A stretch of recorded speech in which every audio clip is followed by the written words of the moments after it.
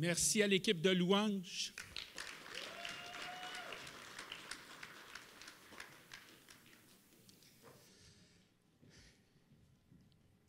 Je veux premièrement remercier Pasteur Bruno, Pasteur Marjorie pour leur confiance. Plus haut. Bien, ils m'ont laissé vous parler de ce que Dieu a placé sur mon cœur, pour nous tous. Je m'inclus. C'était pas facile parce que le titre de mon message, c'est l'important. Et c'est pas facile dans la vie de dire, mais qu'est-ce qui est important? Toute chose, quand on commence dans la vie, les études, c'est important.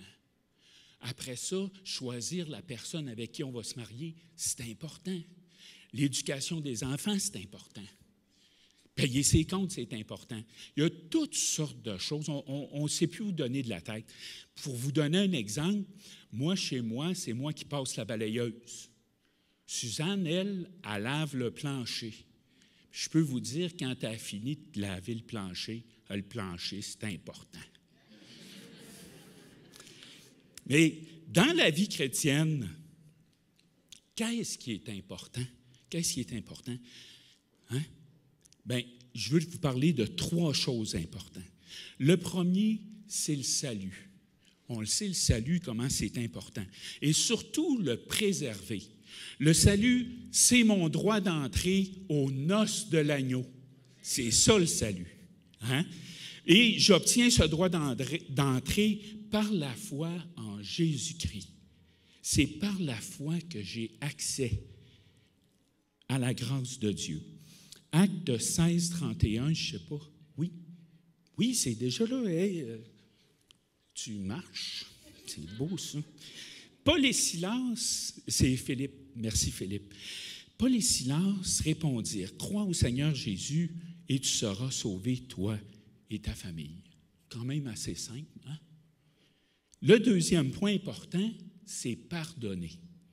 Parce que quand je pardonne, je préserve mon salut. Parce que quand je pardonne, Dieu me pardonne. Et si je ne pardonne pas aux hommes, bien, Dieu ne me pardonnera pas non plus. Matthieu 6, 15. Mais si vous ne pardonnez pas aux hommes, votre Père ne vous pardonnera pas non plus vos offenses. Alors, pardonner, c'est important. Si tu ne pardonnes pas, tu vis dangereusement. C'est ça. La troisième chose importante, c'est la progression dans la sanctification. Il y a 2 types de sanctification. Le premier, c'est celle que j'obtiens par la foi en Jésus. Tu es sanctifié par le sang de Jésus. Tu es même appelé saint. Moi, c'est Saint-Denis. Puis je suis connu à travers le monde, même à La Réunion, hein? Saint-Denis. Et le deuxième type de sanctification, c'est la progression dans la sainteté. J'enlève graduellement le péché dans ma vie. Oh. Ça prouve que mon choix de suivre Jésus, c'est sérieux. Par la grâce de Dieu, je refuse le péché dans ma vie. Je veux me purifier. Et on dit de quelque chose qui est pur, c'est qu'elle n'est pas mélangée à autre chose. Hébreux 12, 14, recherchez la paix avec tous et la progression dans la sainteté. Sans elle, personne ne verra le Seigneur. Vous avez remarqué que c'est encore une question de vie ou de mort. C'est sérieux, la progression dans la sainteté pour nous tous, hein? Et jusqu'à la fin. Quand Dieu pointe des choses dans ma vie, il faut que je mette l'énergie qu'il faut pour m'en sortir. L'ennemi, là, lui, il utilise toutes les stratégies puis toute la violence qu'il faut pour m'anéantir. Il faut que je fasse pareil pour me sortir de mes dépendances. Ah, mais sachant que Dieu est là pour m'aider, oui. Mais vous allez me dire, Denis, franchement, moi, j'en ai pas de dépendance. C'est possible que vous n'ayez pas de dépendance. Ça se peut, mais c'est très rare. Et je vais vous dire, ce qui est beaucoup plus commun, c'est que chacun de nous, nous avons plusieurs dépendances. Explorer votre emploi du temps va vous aider à voir qu'est-ce qui se passe. Explorez ce que vous consommez. Ça va vous mettre sur la piste. C'est parce que bien souvent, nos dépendances vont être bien vues socialement. Hein? Là, je n'ai pas amené mon téléphone. Je voulais montrer mon téléphone. Hein? Un téléphone. C'est bien vu socialement, mais il y en a beaucoup qui sont dépendants, hein, à leur téléphone. Êtes-vous capable de juste lâcher votre téléphone pendant que je vais parler des dépendances? Donc, ceux qui sont... Est-ce qu'il y a quelqu'un qui est accro au travail? Ah, ça se peut, hein? Accro au travail. Hey, il se sent coupable de se reposer. Il est en train possiblement de briser sa famille parce qu'il travaille trop. Les achats compulsifs, c'est possible, hein? L'endettement que ça peut créer. Elle magasine, pas de problème, c'est bien vu. La nourriture, ben, tu es heureux, tu manges. Tu es malheureux, tu manges. C'est bon, tu manges. Tu sais, mais encore là, il y a beaucoup de problèmes de santé qui sont liés à la nourriture. Hein? L'exercice et le sport. Hein? Ben, quel athlète! Hein? C'est bien vu. Mais est-ce que ça cadre dans les bonnes priorités? Est-ce que ton corps peut en souffrir aussi? Il y a la musique, le temps que tu y mets. Qu'est-ce que tu écoutes? La propreté, ça peut être une obsession, obsessionnelle. Le contraire de la propreté, bien, ça cache des choses, surtout la couleur du plancher. Là. Mais il y a aussi la religion. Ah, il y en a peut-être qui vont être étonnés. Ben oui, on peut avoir des dépendances associées à la religion. Ça se peut que ta foi, elle est intoxiquée. Il y a des dépendances qui sont moins bien acceptées socialement, comme toutes les formes de toxicomanie. L'alcool, la drogue, comme la nicotine. En passant, la nicotine, c'est une drogue dure. Hein? Pas pour rien que le monde ils ont de la misère à arrêter de fumer. Là. Le jeu, c'est moins bien vu socialement. J'ai moi-même une cousine qui s'est enlevée la vie à cause du jeu. Fait qu'il y a des problèmes, on peut avoir toutes sortes de problèmes de colère, d'orgueil, de contrôle, de l'amour de l'argent, de mensonges. D'autres sont irresponsables. Et il y a la pornographie. Toutes les dépendances ne sont pas semblables. Et on n'en comprend pas toute la portée. Je vais prendre un exemple banal, là, mâcher de la gomme. Mais tu n'es pas capable d'arrêter de mâcher de la gomme. Tu as découvert ça à 15 ans. Mais ça se peut qu'à 40 ans, tu vas avoir les dents usées plus que la moyenne, que tu peux potentiellement développer des problèmes de mâchoire. Toutes les dépendances ont leur pendant négatif. C'était banal, mâcher de la gomme. C'est ça.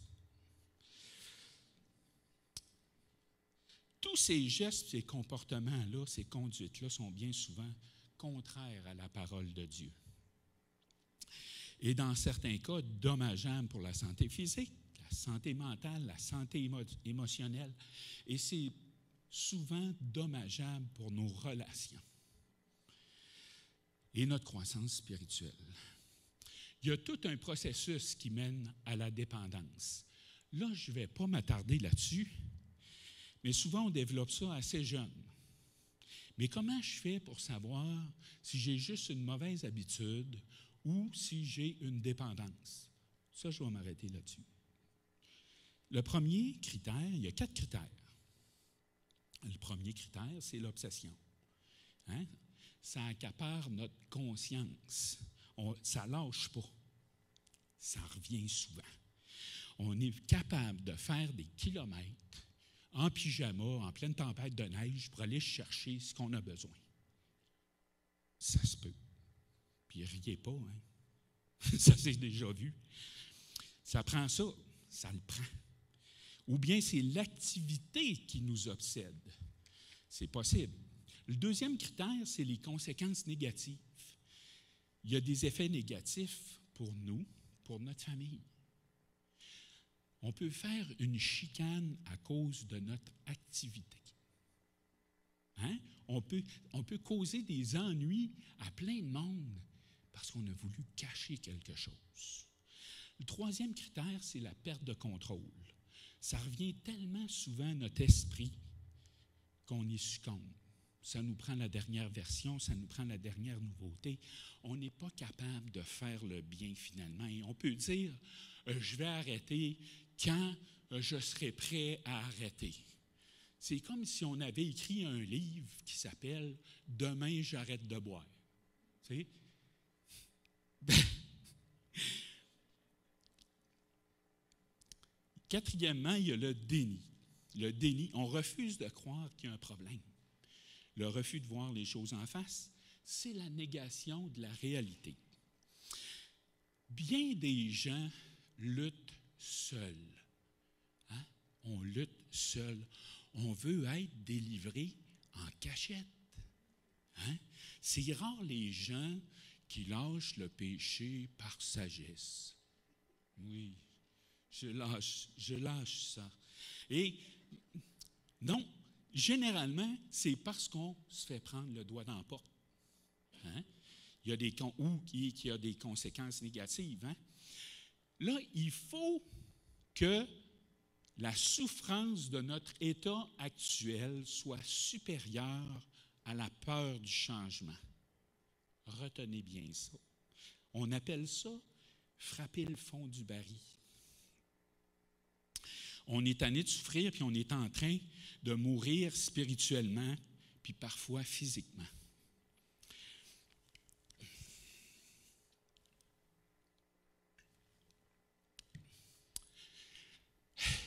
Je prends une gorgée parce que on va faire une parenthèse sur la pornographie.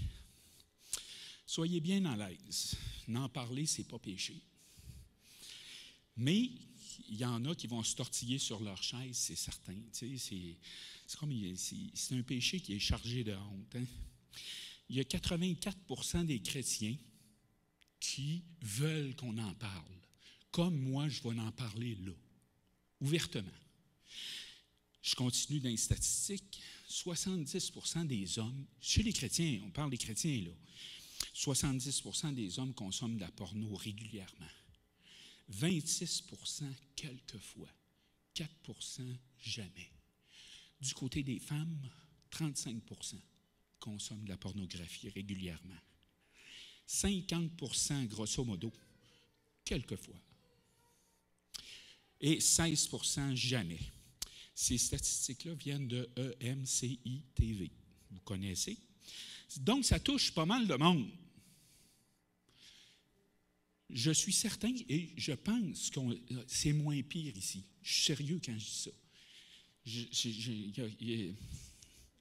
Mais il reste qu'il faut prendre ça au sérieux. Hein? On est dans une société qui carbure au rendement, à la production, à la performance. Ça fait qu'on coupe court avec la pornographie. Hein? Ça va plus vite que de développer une relation romantique avec ta femme. Hein? Le romantisme, c'est lent. C'est lent, le romantisme. Avoir une relation intime, sensuelle avec ta femme, ça prend du temps. Fait que ça se peut qu'on coupe court. Comment consommer de la pornographie? Ça libère dans le cerveau, finalement, les mêmes hormones que tous les autres plaisirs. Ça agit sur les mêmes neurotransmetteurs, mais le problème, c'est que ça libère tellement, la libération d'hormones est tellement forte que ça crée une hyperstimulation et ça crée dans le cerveau des circuits difficiles à effacer. Donc, ça dérègle le système de récompense. Finalement, ça produit le même effet qu'à peu près toute autre forme de dépendance. le jeu, l'alcool, la drogue, les achats compulsifs, etc. là. Il faut savoir qu'à la base, l'utilisation des substances et des comportements comme ça qui nous réconfortent, c'est pour soulager nos souffrances.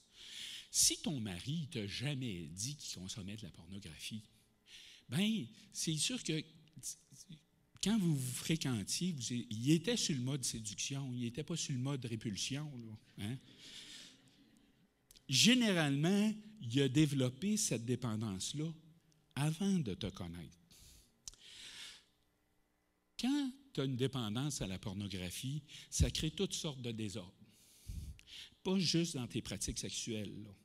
Tu deviens anxieux puis tu peux devenir dépressif. Tu te sens trop sale pour être secouru. Ne pensez pas qu'ils sont heureux. Tu te sens sale, abandonné, indigne. Il y a un enfer qui est caché derrière le masque. Il y a une couche de vernis religieux par-dessus. Il y a comme une double vie. Tu te sens abandonné par Dieu, tu te sens dominé par l'ennemi, piégé, sans espoir. C'est pas rose. Là. C'est vraiment pas le bonheur. Et ça touche tous les niveaux de la communauté chrétienne. Quand je dis tous les niveaux, c'est tous les niveaux. Là. OK? À preuve, c'est le pasteur David Oustin qui a écrit le livre « Chrétien et libre de la pornographie ». Et il a écrit ça, c'est inspiré de sa propre expérience en tant que pasteur. C'est un excellent livre. Il est gratuit. Il est en ligne. Vous pouvez googler ça. « Chrétien et libre de la pornographie ». Tu as le livre, puis il y a même une version audio. C'est un outil puissant qu'on peut adapter à toute autre forme de dépendance. Maintenant, comment on fait pour s'en sortir? C'est quand même bon à savoir. Hein, Moïse, ça prend une recette. Moïse, il aime ça, les recettes.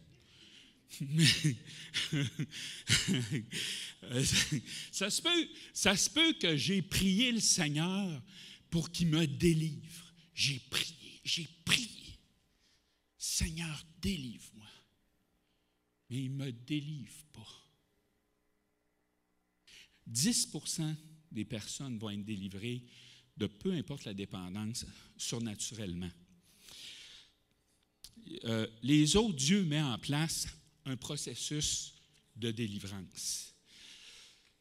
Donc, la clé réside, où est-ce qu'elle est la clé? Elle réside dans mon désir de changer.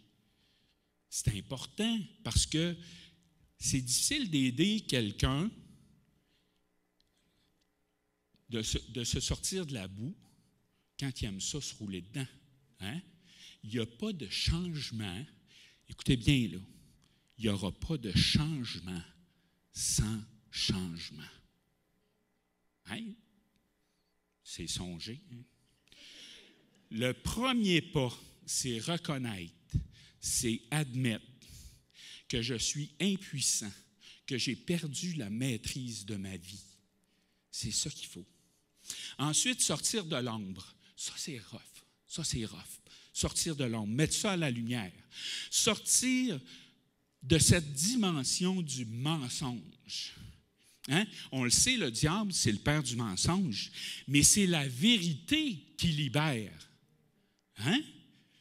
C'est de placer ça à la lumière qui libère. Le mensonge, lui, nous rend captifs. Ça, tu ne mets pas ça à la lumière, tu es captif. Admettre que sans Jésus, je suis vaincu, c'est le départ du processus de guérison. C'est quoi la recette qui fait que je tombe? C'est quoi le processus? C'est quoi le rituel? Il y a un rituel, il y a toujours... Hein? Il faut l'identifier. Qu'est-ce qui me rend vulnérable? Il faut l'identifier parce qu'on est en guerre. Hein? À la guerre, on fait un plan d'action pour battre l'ennemi. Mais avant ça, Il faut savoir que je suis personnellement responsable de ne pas m'exposer à la tentation. Je suis personnellement responsable de ne pas m'attiser moi-même par des pensées impures. Je suis responsable de me revêtir de l'armure du croyant. Dieu il nous a donné des armes spirituelles.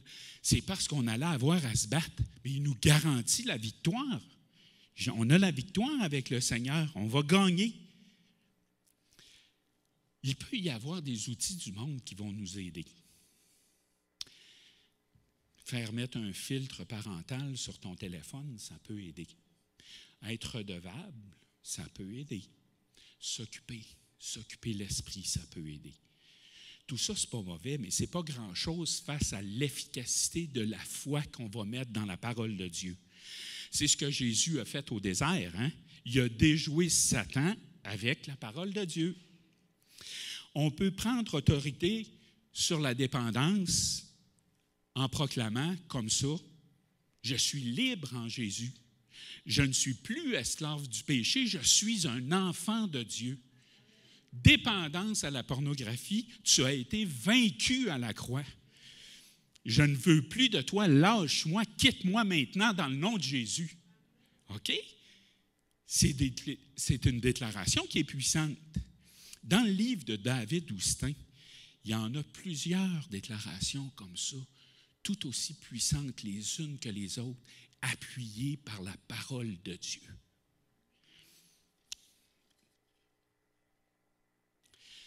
Et ce qui est intéressant dans le livre de David Houstin, c'est que toutes ces déclarations-là peuvent s'adapter à tous les péchés et à toute autre dépendance. Jean 4,7.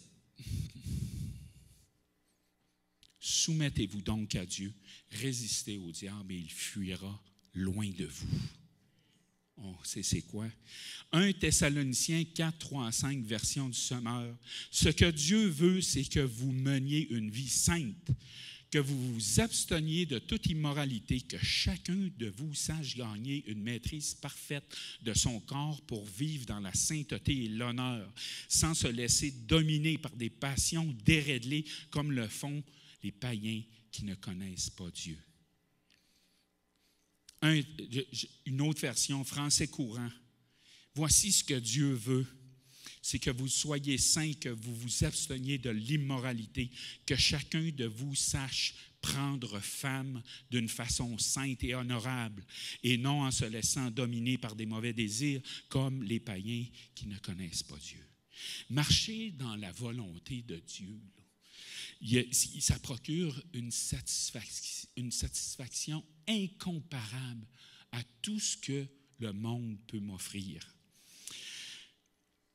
Déclarer et croire que la parole de Dieu, qu'à la parole de Dieu, c'est ce qu'il y a de plus puissant. Déclarer et croire à la parole de Dieu, c'est ce qu'il y a de plus puissant pour accéder à la liberté.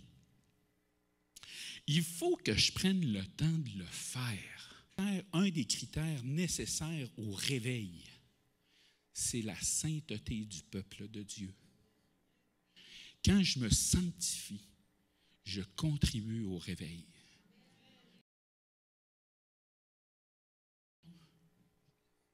Dans la sainteté. C'est important. Hein? C'est important. C'est mon premier point important. Le deuxième point, c'est le pardon. Le pardon. Pardonner, c'est nécessaire parce qu'on l'a vu tantôt, c'est une question de vie ou de mort. La question que je nous pose, n'as-tu qui sont des spécialistes du pardon? Hein? Moi, je suis spécialiste du pardon. Non, il n'y en a pas. Moi non plus, mais j'y travaille. J'y travaille. Je veux être un spécialiste du pardon parce que c'est l'acte spirituel le plus puissant. Quand Jésus a dit à la croix, là, tout est accompli, la dimension de cet accomplissement-là est pas mal difficile à mesurer, hein, humainement parlant. Là. Il est venu pour que nous soyons pleinement libres. Oui. Il est venu pour guérir ceux qui ont le cœur brisé. Mais essentiellement, Jésus il est venu pour mettre en déroute le plan de l'ennemi, afin que nous soyons pardonnés par la foi en Jésus. C'est pareil pour moi. Lorsque je pardonne, je place le camp de l'ennemi en déroute. C'est pour ça que Dieu veut nous rendre capables de pardonner. Il ne nous demande pas l'impossible. L'amertume, c'est quoi l'amertume? C'est le souvenir d'une injustice avec le désir de se venger. C'est ça l'amertume. L'amertume, ça peut diriger ma vie. Moi, je n'irai pas à tel événement, je n'irai pas à tel endroit parce que telle personne est là. Alors, ça dirige ma vie. Hey, c'est sûrement du déjà connu, là. Je l'ai déjà fait. Ah ben moi, si lui il est là, moi, je n'y vais pas. Hein?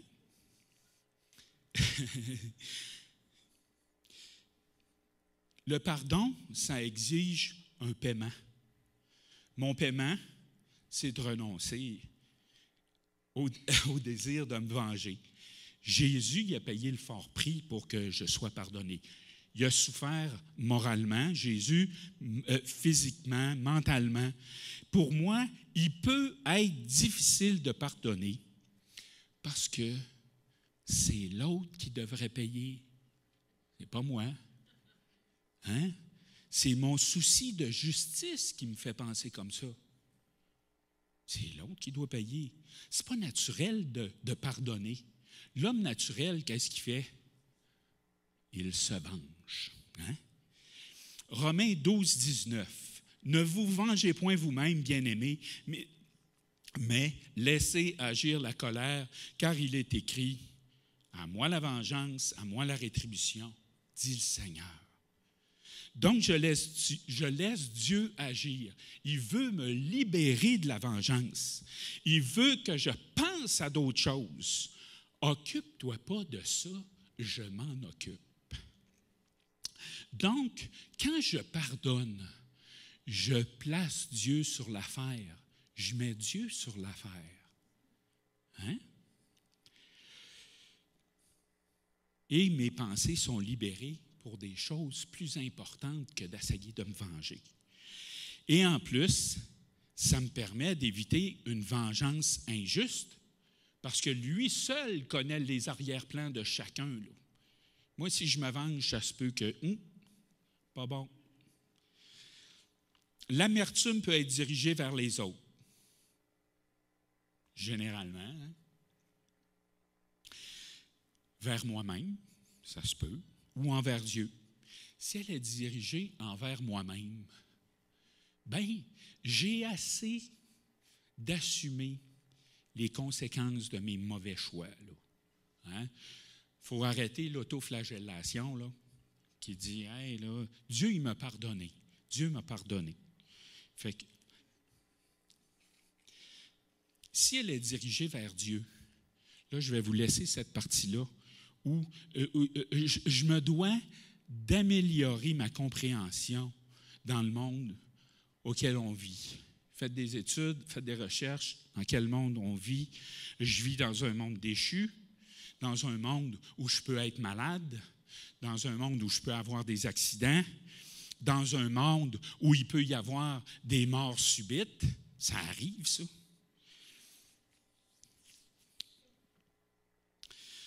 Fait qu'il y a des personnes même qui nous causent du tort à cause de leur liberté. Et Dieu y est pour rien dans bien des situations parce qu'on est libre. On est libre. Le pardon, ça implique quoi? Ça implique un choix. Je choisis de pardonner. Je suis consentant à payer. Le pardon implique une exonération. On ne tient plus la personne responsable des conséquences de ce qu'elle m'a fait. J'absorbe ce qu'elle me doit comme dette.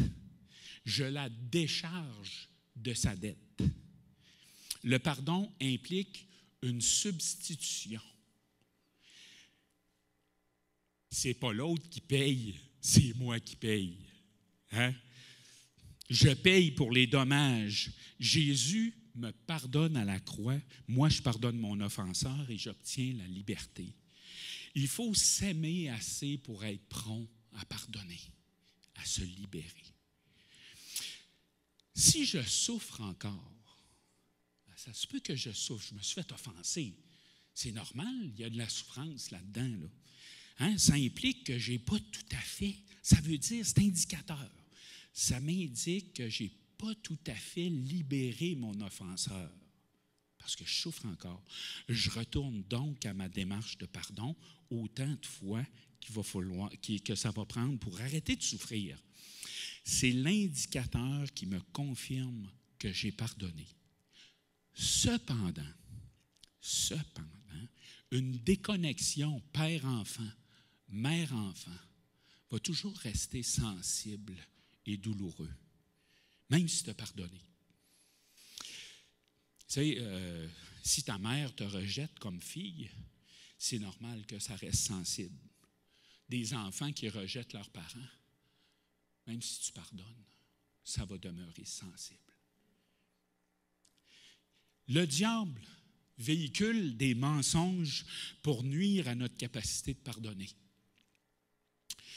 Est-ce que ça vous surprend? Le diable véhicule des mensonges. Il sait très bien que pardonner, c'est une question de vie ou de mort et que ça joue contre lui si je pardonne. Hey, ça joue contre lui si je pardonne. Là. Donc, un premier mensonge, si je pardonne, je dois aussi oublier. Hein? Non, ça reste un souvenir. C'est une expérience que je peux me servir. Hein? David, par expérience, il savait qu'il ne pouvait pas tourner le dos à Saül. Hein? Il n'a pas tourné le dos à Saül. Fait que ça faisait partie de son expérience. Pardonner est une impossibilité. C'est impossible de pardonner. C'est un mensonge. C'est Dieu qui a inventé le pardon pour me libérer. Je commence par choisir de pardonner. C'est le début du processus. Dans le cadre des ateliers aimés, Suzanne et moi, on est allés à une conférence où un couple nous a témoigné de la puissance du pardon. C'était pas drôle, là. Le monsieur, il avait commis l'adultère.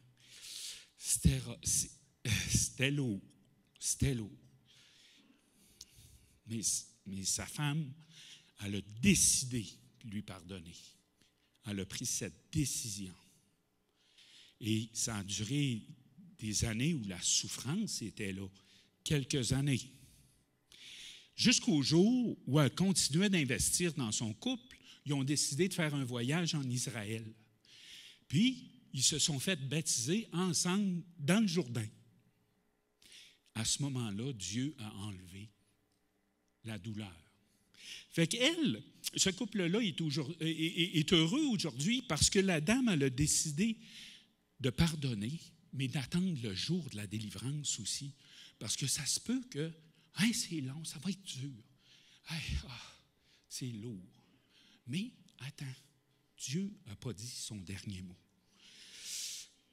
Bon, ici, c'est pas un mensonge, mais c'est plus de la mauvaise volonté. Ça ne me tente pas de pardonner. Ça ne me tente pas de pardonner. Tu sais, si ça ne te tente pas de pardonner, c'est parce que ça te tente de continuer à souffrir. Là. Ça te tente de laisser l'ennemi continuer à te torturer. C'est encore à cause de mon souci de justice que parfois ça ne me tente pas de pardonner. C'est l'autre qui doit payer. C'est ça l'affaire, là. Hein? C'est l'autre, mais c'est pas l'autre. Moi, je veux que l'autre, il comprenne.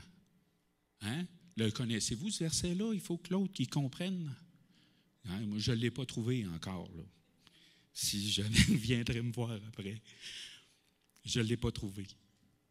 Fait que, je veux me fâcher. Il faut faire attention, là. Ça ne me tente pas de pardonner, là. Je l'ai dit au début, hein. Si tu ne pardonnes pas, tu vis dangereusement. Le quatrième mensonge, c'est « je ne vais pas pardonner à moins que cette personne ne change de conduite ». Ça s'applique plus dans la vie de couple. Hein? Parce que si je pense que l'autre, il est borné, qu'il veut toujours avoir raison, il veut toujours avoir raison. C'est étonnant, ça. Il est insensible. Il se moque de moi, il regarde qu'à lui-même. Ça se peut que tout ça, là, c'est non fondé. Le mensonge, c'est encore un truc de l'ennemi. Hein? Un truc de l'ennemi pour qu'on soit offensé. La Bible dit de pardonner 70 fois, 7 fois si nécessaire. Matthieu 18, 22. Je n'ai pas le verset, mais vous le savez probablement. Vous le connaissez. Cinquième mensonge, pardonner, c'est agir comme si rien n'est arrivé.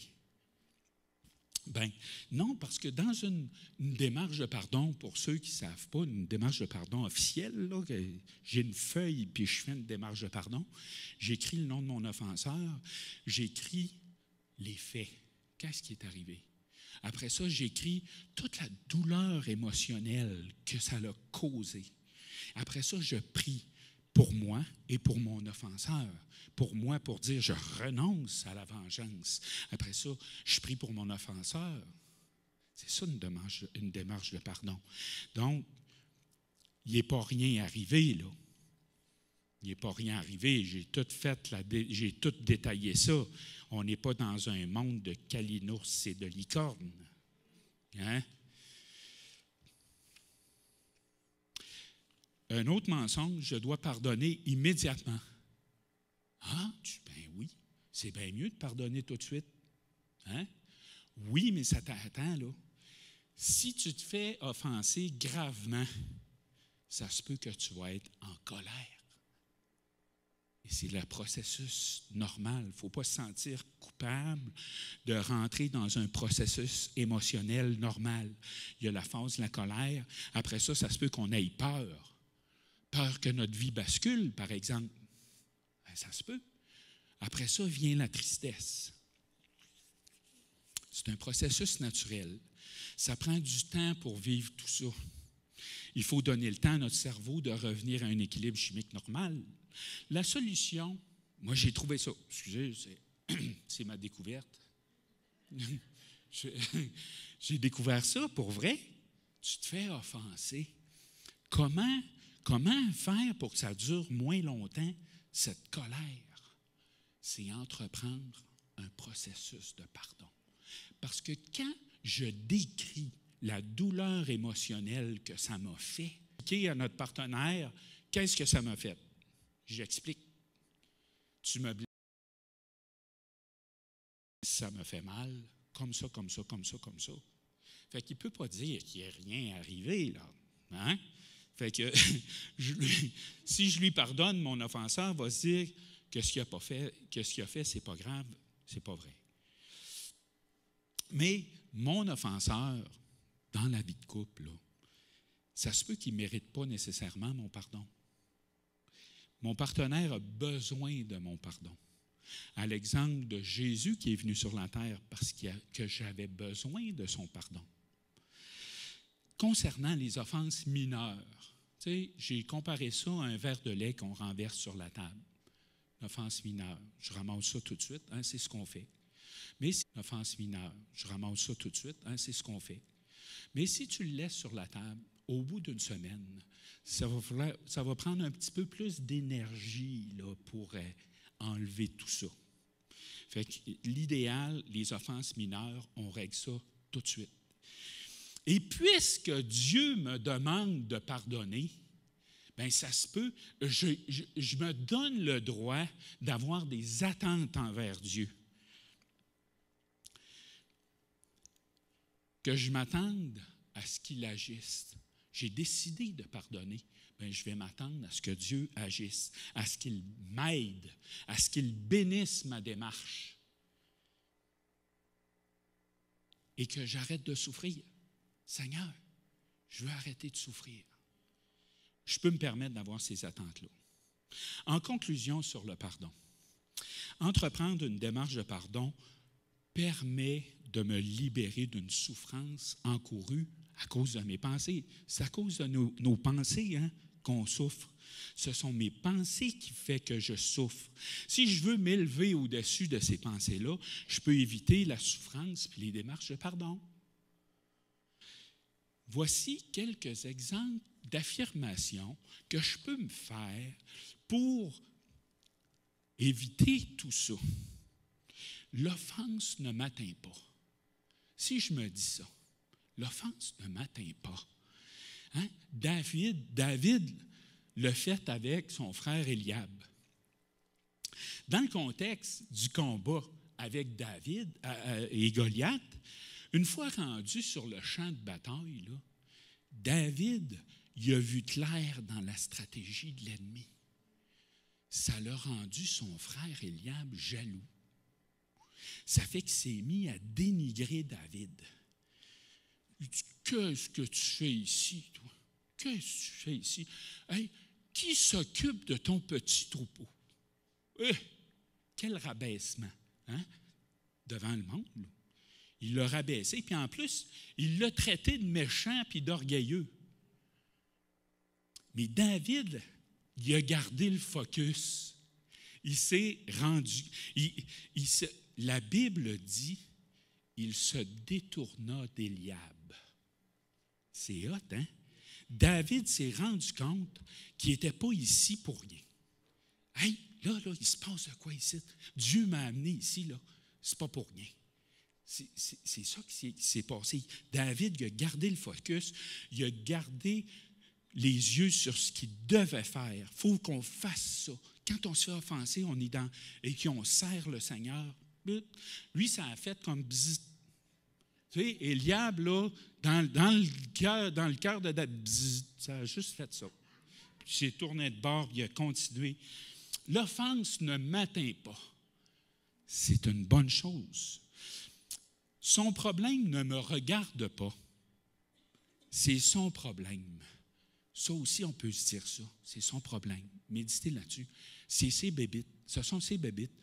Éliab, ça s'applique bien avec Éliab et David. Éliab, il était orgueilleux. C'était l'aîné. Fait que David, il aurait pu se dire, c'est les bébites, c'est ses bébites. C'est ça m'a. Mais dans la vie de couple, ça ne s'applique pas, ça. OK? Ses bébites, c'est mes bébites. Oui, on fait une seule chair. Me sentir offensé ne modifie que moi-même. C'est moi qui se mets dans tous mes états. C'est mon offenseur, lui, peut-être qu'il fait la belle vie, là. Mon offenseur aussi, il est capable du meilleur. Je peux me dire ça. Il est capable du meilleur. Mon offenseur, ce n'est pas juste une mauvaise personne. Je peux prier pour elle. Après ça, l'offense, c'est le truc de Satan. Oui. Je mords ou je ne mords pas à l'hameçon. C'est le truc de Satan. On se fait offenser. Glauque. Est-ce que je mords ou je ne mords pas? Non, je ne mords pas. N'oubliez pas qu'on met le diable en déroute quand on ne mord pas. Pardonner, c'est facile. C'est dur à... Ben oui, il faut arrêter de se dire que pardonner, c'est difficile. Pensez-y, mettre Dieu dans l'affaire, sur l'affaire. Pardonner, c'est facile parce que je mets Dieu sur l'affaire. Je dis, hey, Seigneur, tu t'occupes de ça. On se libère tout de suite. Alors, on s'entend, pardonner, c'est important. C'est important pardonner. Et il faut se souvenir que quand j'ai besoin de pardonner, la solution, là, elle n'est pas à l'extérieur de moi. Elle est à l'intérieur de moi. On est rendu au troisième point important. J'aimerais inviter l'équipe de louange, s'il vous plaît. Puis, il va y avoir aussi peut-être l'équipe de prière de se préparer.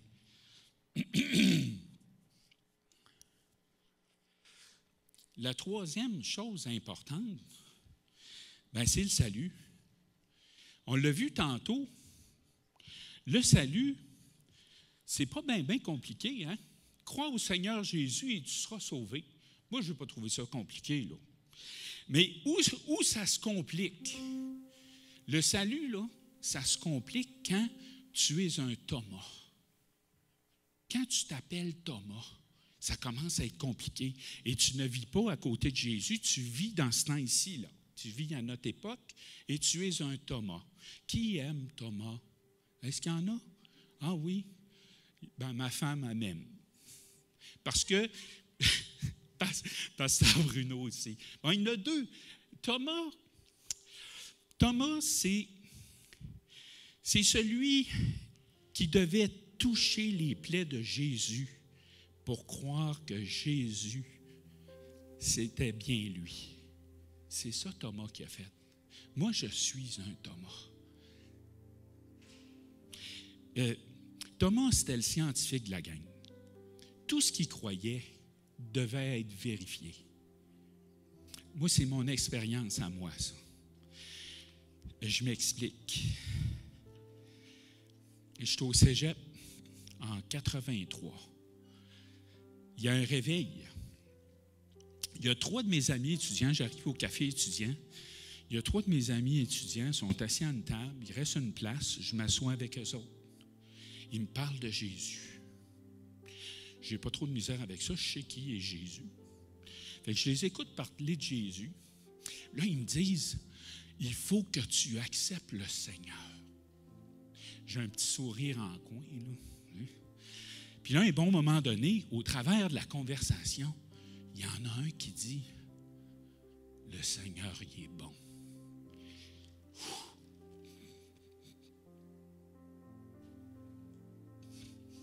Ça vient me toucher.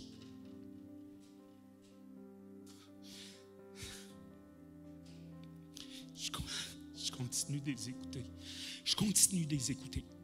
Là, il dit, il faut que tu reconnais que tu es pécheur. Pas trop de misère avec ça là, non plus. Moi, je ne suis pas un enfant de cœur. Pas à cette époque-là. Là. Pas à cette époque-là. Fait que, là, il dit, il faut que tu demandes, OK, tu reconnais que tu es pécheur, mais il dit, il faut que tu demandes pardon au Seigneur, pardon à Dieu pour tes péchés. Et que tu l'invites à vivre en toi. La conversation continue. Tu sais, je vois bien qu'il s'est passé de quoi dans leur vie. Puis là, le même gars, il me dit, le Seigneur, il est bon. Ça vient me toucher. Mais, il me donne un Nouveau Testament. Puis là, je me dis, OK, c'est vendredi. Qui aime ça le vendredi? Moi, j'aime ça le vendredi. C'est vendredi, j'ai la fin de semaine pour vérifier si c'est vrai cette affaire-là. Fait que je commence avec Matthieu. Je lis le début du Nouveau Testament, Matthieu. Rendu au 4e chapitre, je dis, hey, il y a l'Apocalypse là-dedans. C'est intéressant, ça, l'Apocalypse. C'est hot, ça. Ça fait que je commence à lire dans l'Apocalypse. Là, j'arrive au chapitre 3, verset 20. Voici, je me tiens à la porte et je frappe. Si quelqu'un entend ma voix, ouvre la porte, j'entrerai chez lui. Je souperai avec lui et lui avec moi. Ça fait que je me dis, hey, c'est comme ça que ça marche. Ça fait que j'ouvre la porte de ma chambre, puis je dis, rentre. Fait que là, j'ai dit ça, je fais ça. Je continue. Je retourne à ma lecture, je continue à lire. Je me repens, je demande pardon. Je l'invite à venir dans mon cœur. J'ouvre la porte de ma chambre. J'ai dit, rentre. Ah oui, rentre. Puis, c'est ça. Je fais ça, là, plusieurs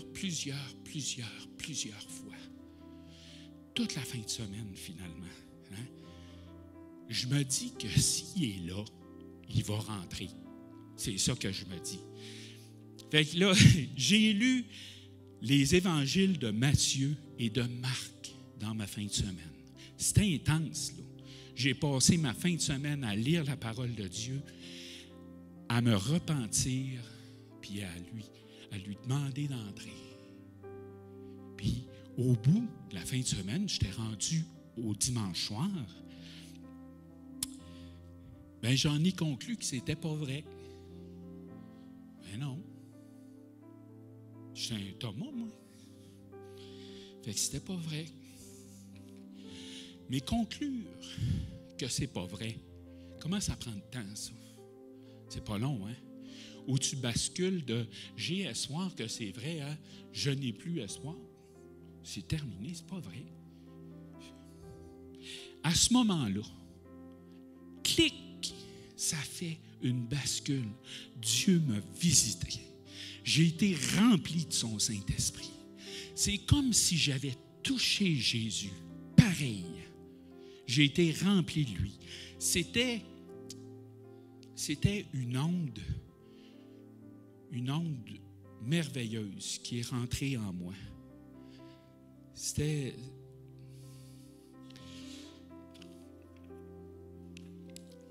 une onde chaleureuse, vibrante. Excusez-moi, là.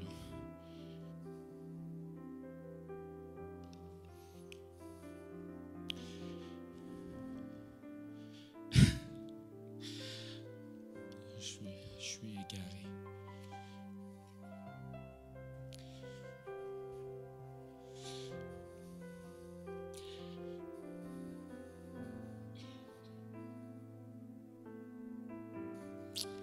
OK. Quand c'est arrivé, où j'ai été visité, je restais en chambre. Je sautais à peu près ça d'eau dans ma chambre. Là. Et je criais, c'est vrai, c'est vrai, c'est vrai. Je capotais.